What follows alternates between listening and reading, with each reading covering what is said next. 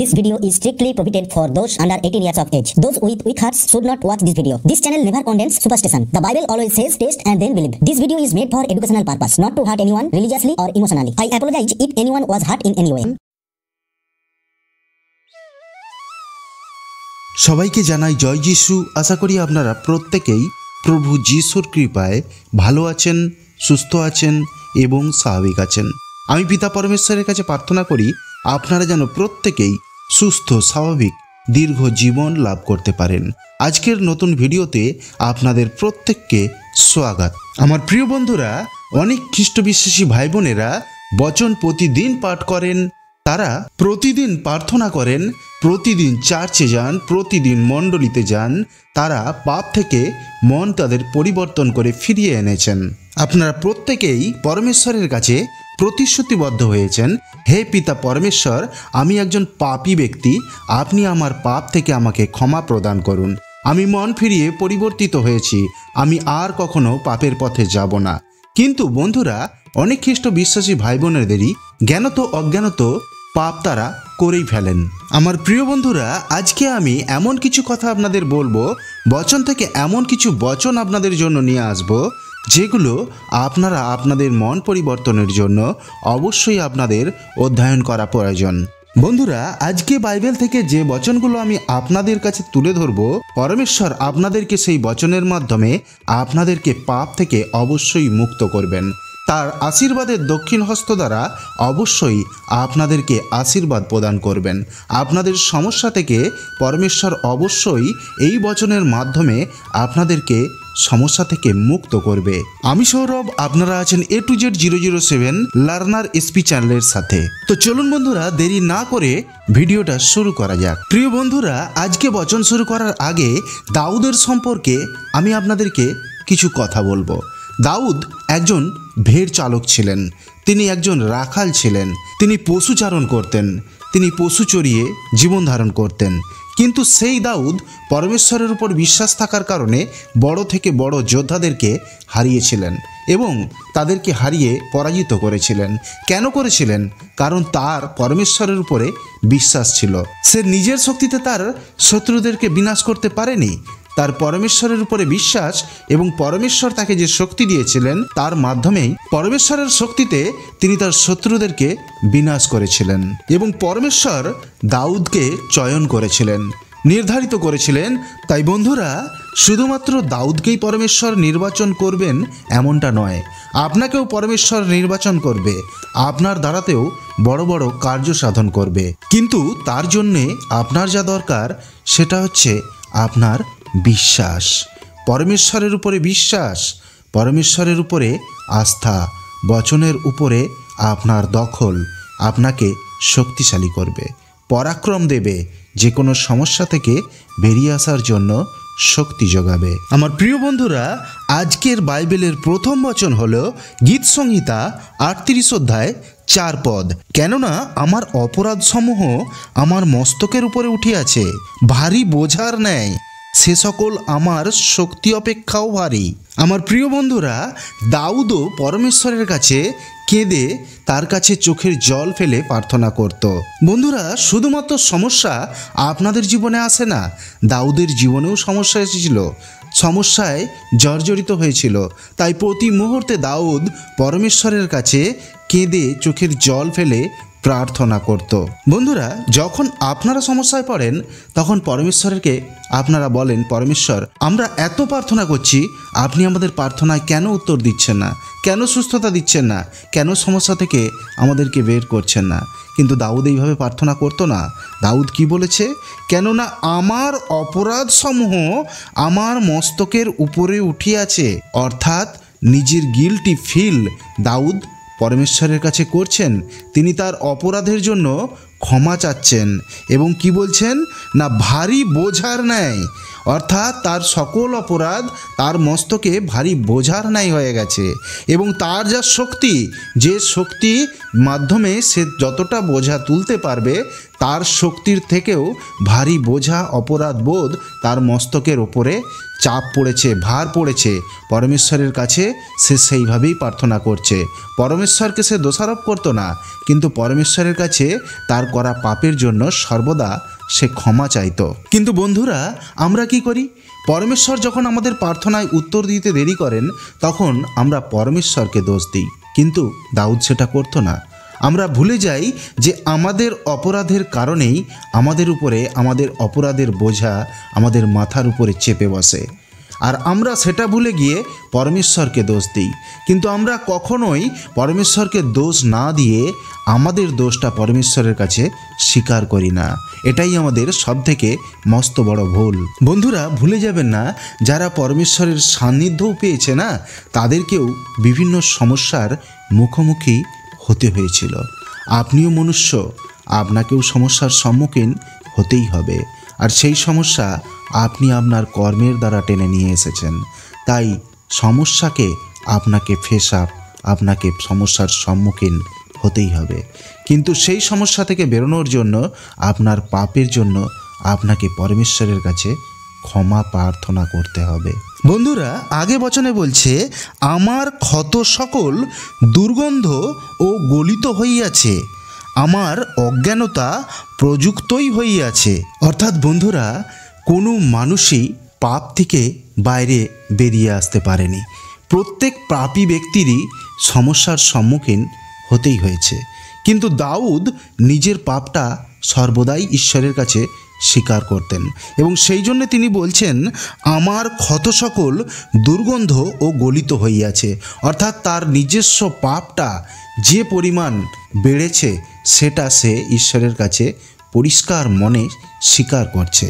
সে কখনোই ঈশ্বরকে দোষ দিচ্ছে না, সে নিজেকে দোষী করছে। অর্থাৎ ঈশ্বরের কাছে ক্ষমা প্রার্থনা করছে এবং নিজের দোষ সে ঈশ্বরের কাছে স্বীকার করতে কোনোভাবেই ভয় পাচ্ছে না। এবং এটাও বলছে যে আমার অজ্ঞানতা প্রযুক্তই হইয়াছে। অর্থাৎ আমরা যখন পাপ করি, আমরা সেটা জ্ঞানত এবং অজ্ঞানত বশতই করে ফেলি। অনেকে আমরা অজ্ঞানত বশতও অনেক ভুলভাল করে ফেলি এবং সেই কারণেই দাউদ বলছে, আমার অজ্ঞানতা প্রযুক্তই হইয়াছে। অর্থাৎ অজ্ঞানবশত সে যে ভুলগুলো করেছে, তার জন্যও সে কিন্তু ঈশ্বরের কাছে ক্ষমা প্রার্থী। বন্ধুরা, আগে বচনে বলছে, আমি কুব্জ হইয়াছি, অত্যন্ত নুইয়া পড়িয়াছি, আমি সমস্ত দিন বিষণ্ণ হইয়া বেড়াইতেছি। বন্ধুরা, আমাদের জীবনেও এমন এমন পরিস্থিতি আসে, যেই সময় আমরা সেই পরিস্থিতি থেকে বেরিয়ে আসার কোনো রাস্তা পাই না। আমরা ভেঙে পড়ি। আমরা সমস্যায় পড়লে ঈশ্বরের কাছে প্রার্থনা করতে করতে করতে করতে আমরা ভেঙে পড়ি। আমরা ঈশ্বরকে বলি, ঈশ্বর আমাদের প্রার্থনায় কেন উত্তর দিচ্ছেন না? আমরা ঈশ্বরকে প্রশ্ন করি, কিন্তু আমরা নিজেদেরকে প্রশ্ন করতে ভুলে যাই। দাউদ কিন্তু নিজেকে প্রশ্ন করতে জানতো। সে আত্মিকভাবে নিজেকে চিনতে জানতো, তাই তার প্রার্থনার ধরনও ছিল সেই ধরনের। তাই জন্য দাউদ বলছে, আমি কুব্জ হইয়াছি, অত্যন্ত নুইয়া পড়িয়াছি। বন্ধুরা, যাদের পিঠে কুঁজ হয় না, তারা নিচের দিকে একটু ঝুঁকে হাঁটে, একটু নুয়ে পড়ে। তো সেই জন্য বলছে, আমি কুব্জ হইয়াছি, অত্যন্ত নুইয়া পড়িয়াছি।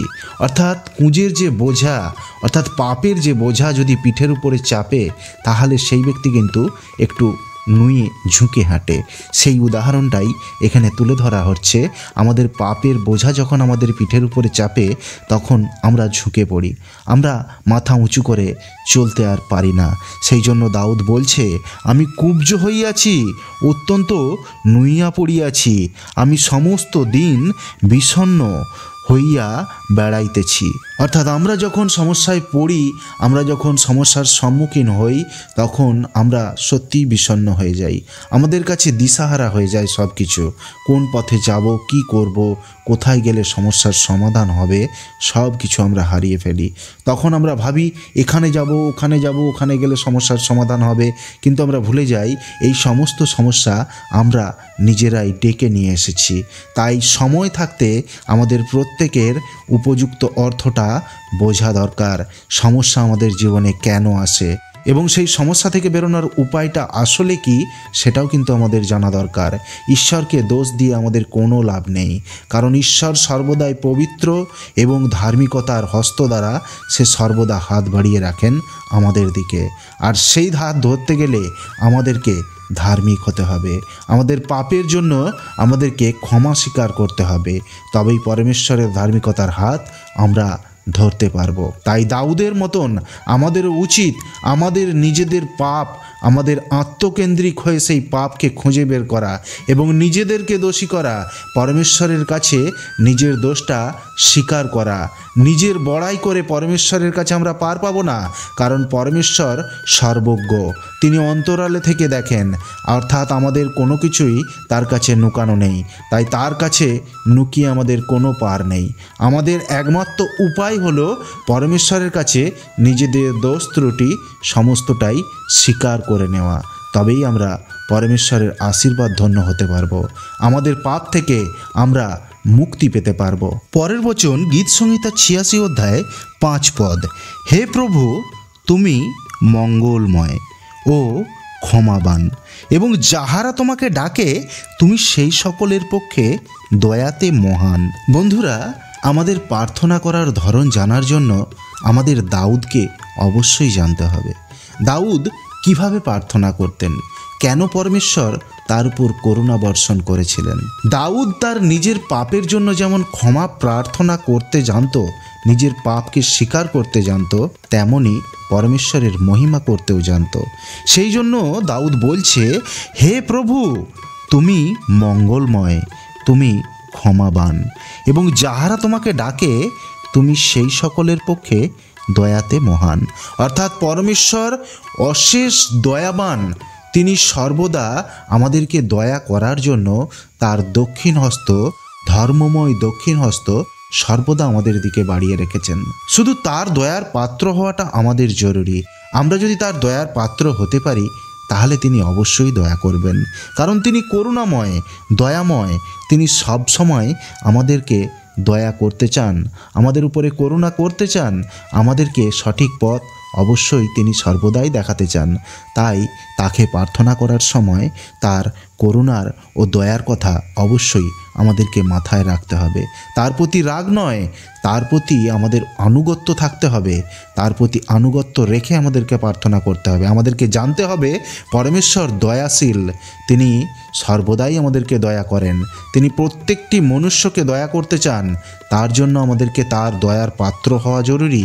ঈশ্বরকে দোষ দিয়ে নয়, তার দয়ার পাত্র হওয়াটাই আমাদের জীবনের মূল লক্ষ্য। তবেই আমরা আমাদের পাপ থেকে মুক্তি পাব এবং পরমেশ্বর আমাদের প্রার্থনায় উত্তর দেবেন।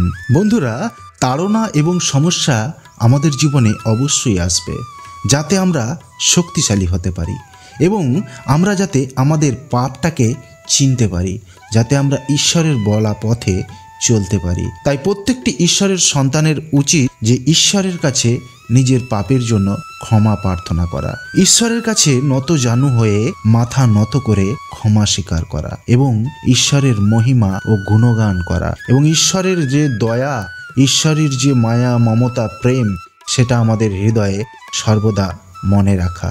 কারণ ঈশ্বর দয়াশীল, দয়াবান, এবং আমাদের পাপের জন্য আমরা ক্ষমা চাইলে ঈশ্বর অবশ্যই আমাদেরকে ক্ষমা করবেন। এবং আমরা কখনোই ঈশ্বরকে দোষ দেব না, আমরা নিজেদেরকে দোষ দিতে শিখব, তবেই ঈশ্বর আমাদেরকে ক্ষমা করবেন। আমাদের পাপ থেকে তিনি আমাদেরকে মুক্ত করবেন, কারণ আমরা আমাদের পাপের দ্বারা আমাদের জীবনে সমস্যাকে ডেকে নিয়ে আসি। এই কথাটা কখনোই ভুললে চলবে না। আমাদের কর্ম আমাদেরকে ফল অবশ্যই দেয়। তাই সেই অপকর্ম, কুকর্ম, পাপকর্ম থেকে উদ্ধার পেতে পরমেশ্বরের কাছে ক্ষমা স্বীকারই আমাদের সেই পাপ থেকে আমাদেরকে উদ্ধার করতে পারে। তাই বন্ধুরা, পরমেশ্বরের কাছে অবশ্যই বলুন, হে পিতা পরমেশ্বর, আপনি যে উদ্দেশ্যে আমাকে এই পৃথিবীতে পাঠিয়েছেন সেই উদ্দেশ্য, আপনার ইচ্ছে আমার জীবন দ্বারা যেন সফল হয়।